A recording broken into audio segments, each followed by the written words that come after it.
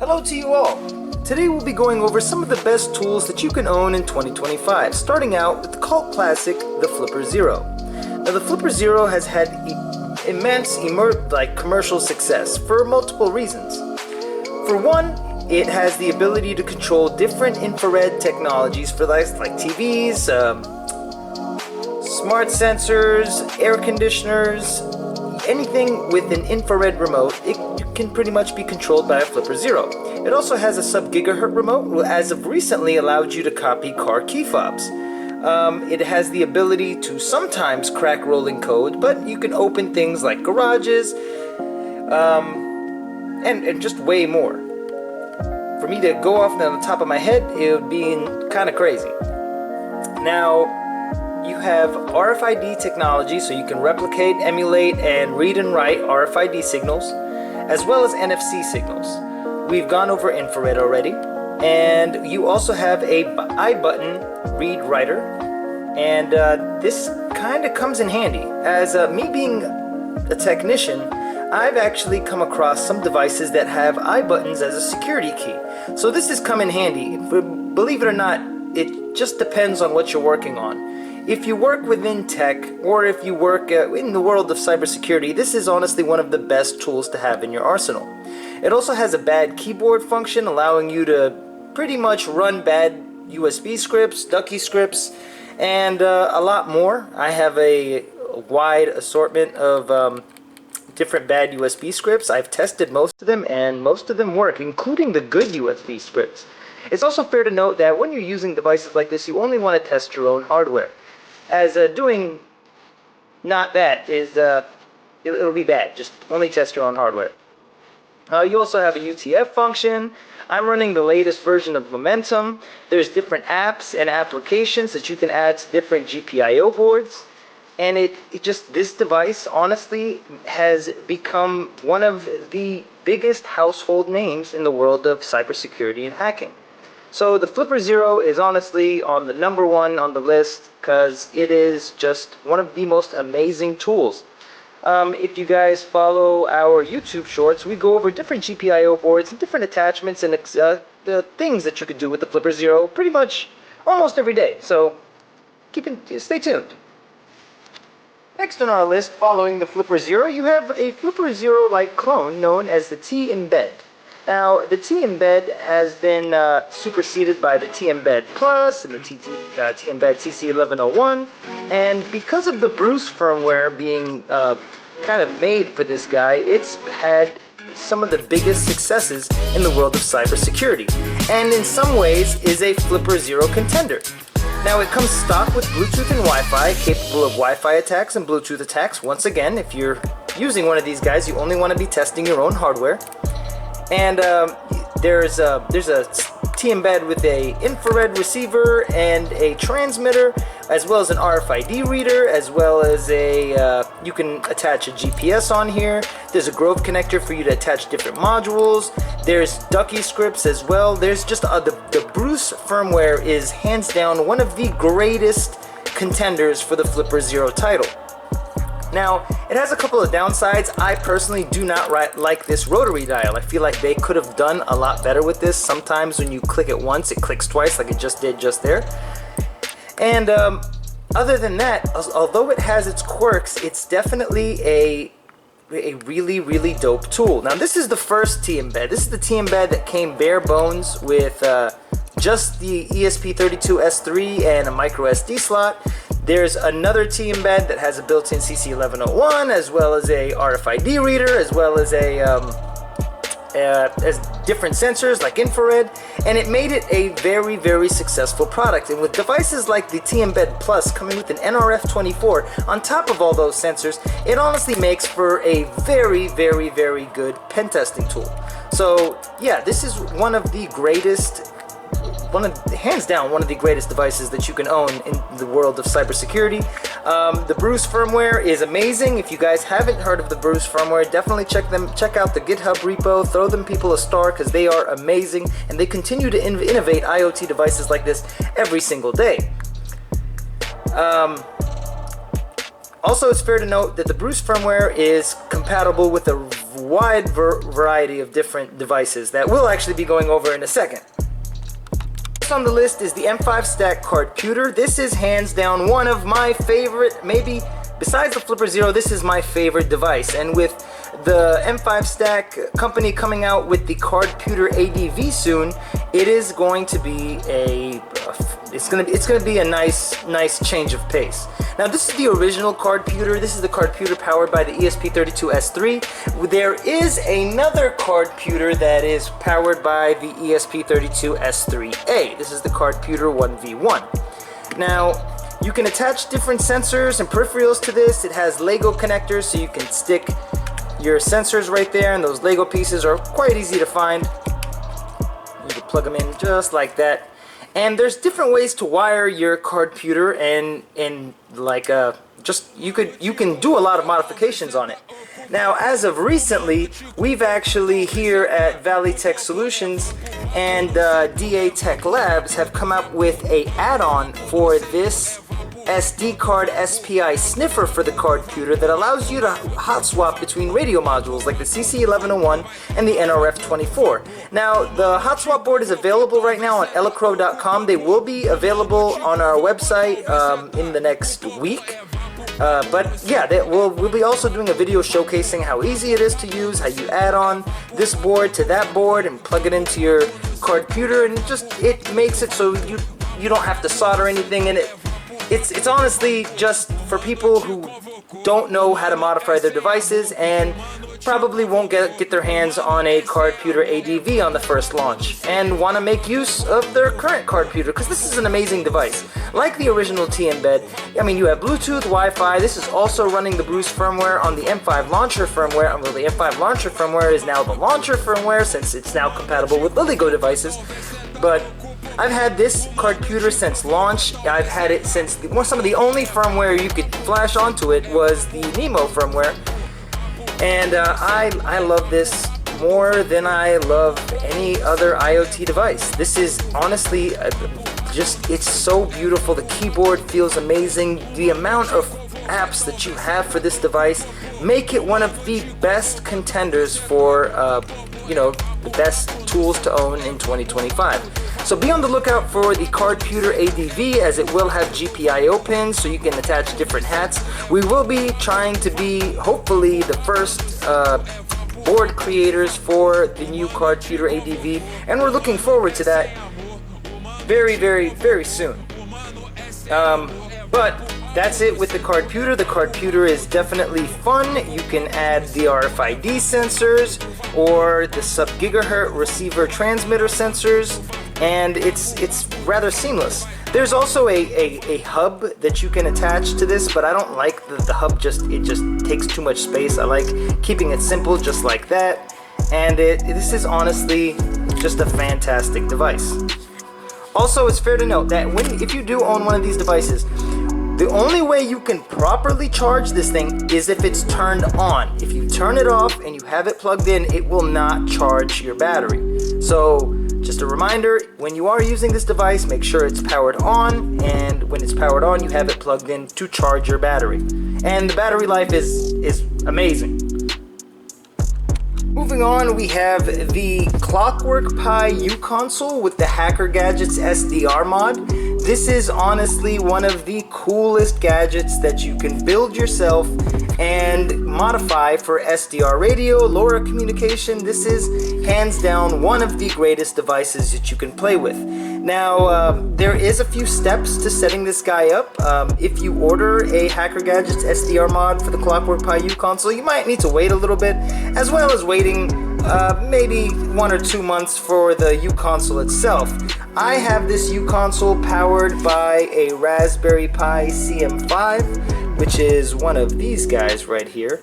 And this, honestly, it just makes it a really, really powerful device. I have some eFast batteries powering this guy, and this is hands down one of my favorite builds that I've ever done.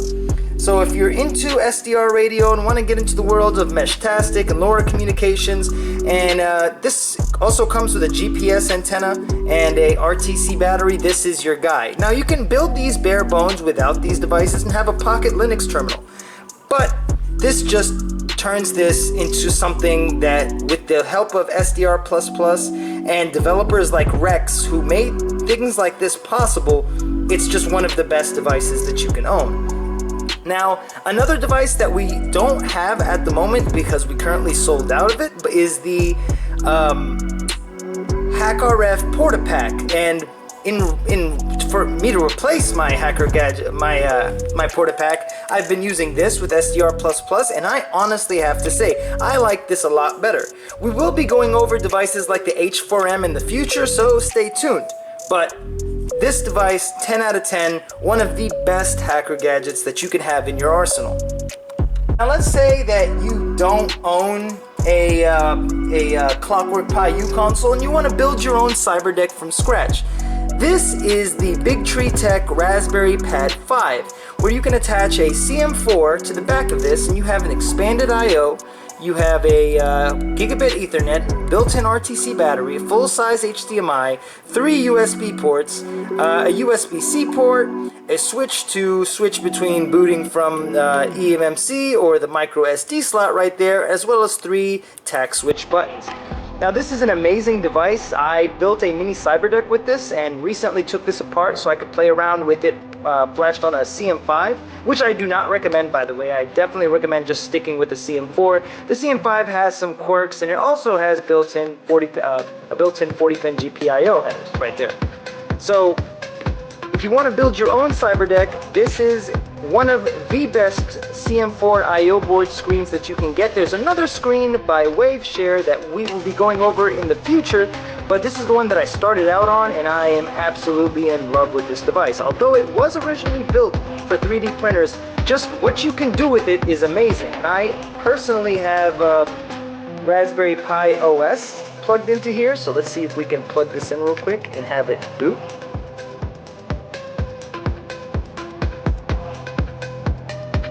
A second.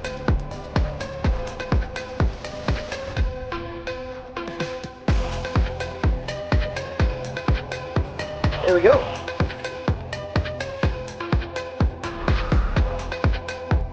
Yeah. So here we have it, the Raspberry Pi bookworm image. Touchscreen works sometimes. And I got KiCad on here. And this is honestly a fun device. Now, if you pair this with a wireless keyboard like this, on some God, the name of that material it's called Polylite, I believe. But anyway, you can make yourself a mini CyberDeck with a keyboard, or there's actually a better keyboard than this that is a generic no name, but it's slightly larger and matches the screen.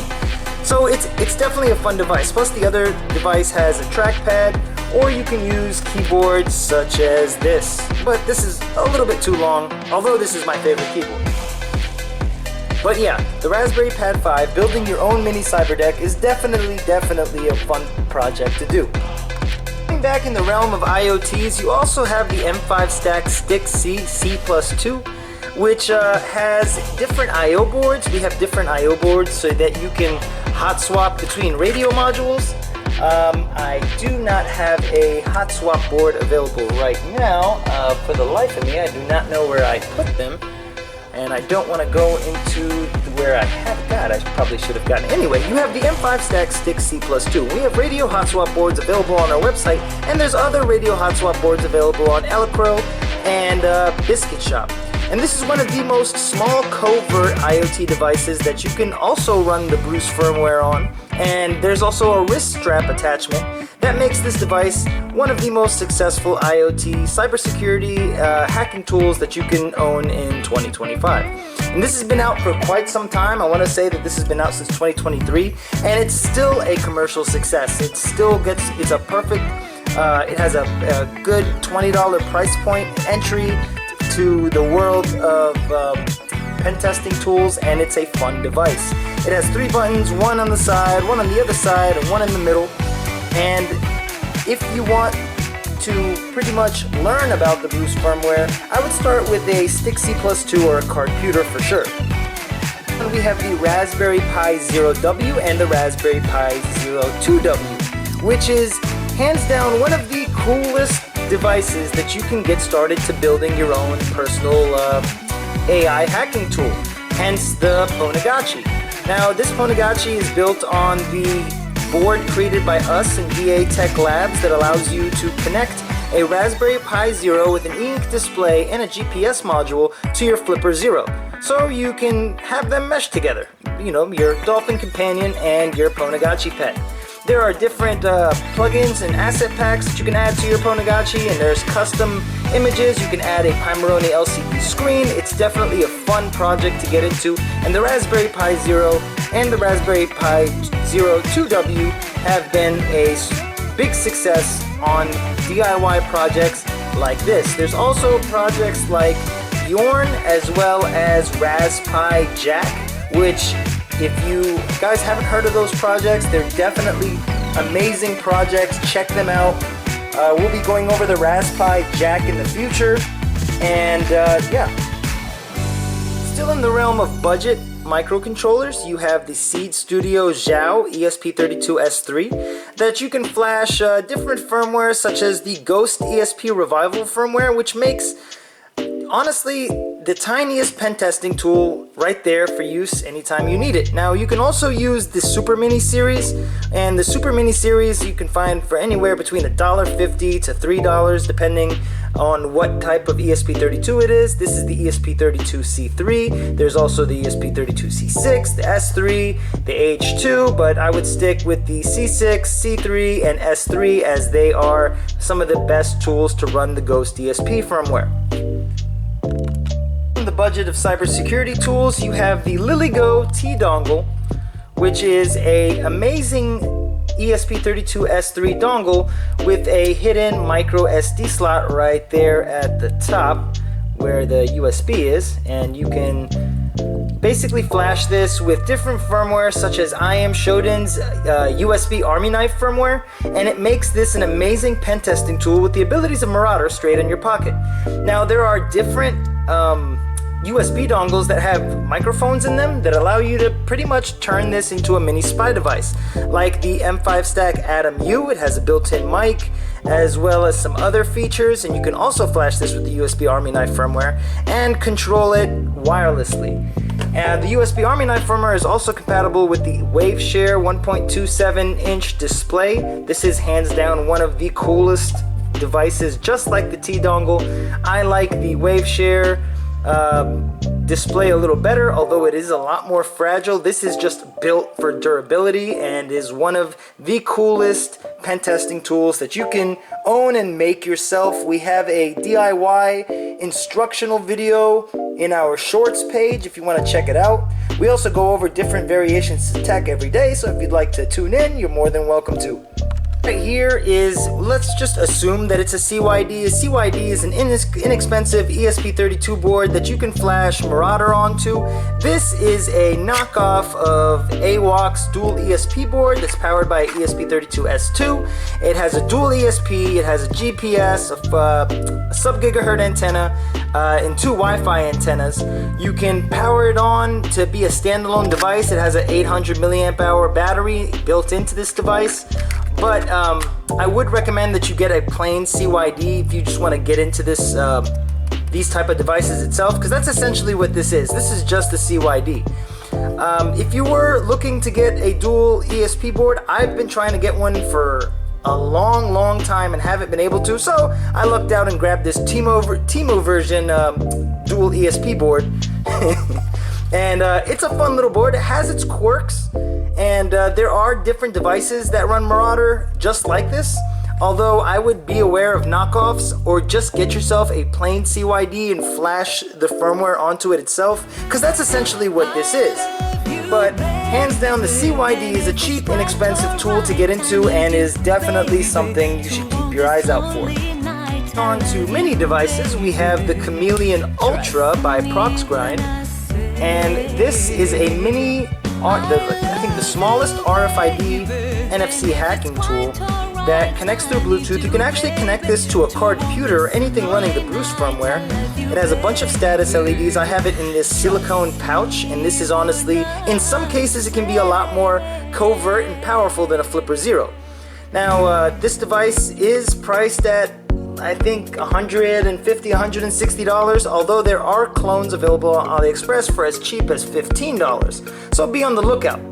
Now, I would recommend that you guys get an authentic one, as it's just a lot better. It feels a lot better. It looks a lot better, and it has the original markings on it. You can get one on our website, or you can get one on lab401.com, and they are pretty cool gadgets. They come in these nice little pouches right here, and they also come with the silicone pouch. And yeah, this is one of the coolest, smallest hacking tools that you can get into in 2025. Although this has been out for some time, it's still a very, very, very, very cool tool. I have this little ring that I can just hang it around right here, and yeah, you can't even see it. Still on the topic of NFC and RFID, we have the king of NFC RFID hacking, which is the Proxmark 3 RDV4. Now, we've gone over this device in the past in our shorts, and it's still relevant today as it is the #1 device for RFID hacking. Designed by Proxcrine and the Iceman Chris Herman himself, this is honestly one of the best, if not the best, RFID hacking tools that you can get into. This is the Blue Shark module. It's an add-on module that gives it Bluetooth connectivity, makes it a lot more covert. It has an on and off switch, as well as an on and off switch for Bluetooth. It has that button right there that you can end tasks with or start with. You have the status LEDs at the top. You can hang your own little keychain. It is hands down the best device, and getting into this device is rather simple if you're using Linux. If you're using Windows, it takes a second, but like it can be figured out, I promise. But the price point is a little bit expensive. It can cost anywhere from sometimes $285 to $385, and it is hands down the best tool for NFC RFID hacking. Now, I understand the Flipper Zero has really cool abilities, but this can take on tasks that the Flipper Zero cannot, as this is just built for everything NFC RFID. There's other tools like the iCopy XS that will not be going over in this video, but the iCopy XS in it essentially has this in it.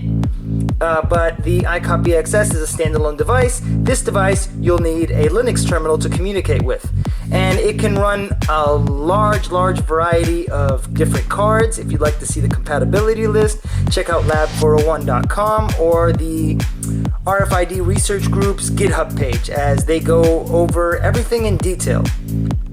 Now, going back to Bruce devices, the T-Deck, the T-Deck Plus, and other LilyGo devices like this can double as both Pentesting Tools as well as LoRa radios. This is my first T-Deck. I also had a T-Deck Plus or Pro, the one that had a case and comes with a built-in GPS. This was in the days where you had to solder on your own GPS modules directly to the board, and that solder work is shoddy because this was my first T-Deck a couple of years ago on launch, and it's still a very relevant product. There are different STL cases that you can print for this little guy. There's also people available on Etsy and Tindy that are selling their own cases, and this is still one of the best covert devices that you can buy. It has a full BlackBerry keyboard, a touchscreen display, a roller ball. This is honestly one of the coolest devices that you can get in 2025, as well as there's different variations of it in 2025. In the realm of hardware hacking, we have the Bus Pirate V5, which is powered by the RP2040. Now, as far as hardware hacking goes, this is honestly the go-to. This is one of the greatest devices besides like JTAG or your N64. God damn it, I forgot it at the top of my head. But this is hands down one of the best devices for hardware hacking. If you're not familiar with hardware hacking, I would definitely do a little bit of research before you delve into this product, because it can get a little bit confusing. But it's been superseded by the Rev 6 and the Rev 7. I still like the Rev 5. I love the look and the feel and the NeoPixels. And it still makes it one of the best devices. There are different attachment and probes that you can get for this device that just make it an all-in-one hardware hacking device. In the realm of hardware hacking, we have the CH341A Programmer, which is the poor man's hardware hacking tool. Now, you can get this board for anywhere between $7, sometimes $5 to $15, depending on where you buy it from. It comes with all these different attachments and honestly makes programming different chips very, very easy, from BIOS chips to more. This is honestly one of the #1 tools that you should have in your arsenal. It's also fair to note that there are a bunch of myths behind the 3.3 volt and the 5 volt on this guy. I've done a bunch of different modifications because my boss was convinced that the mod had to be done so that we could program, Titan Ridge cards.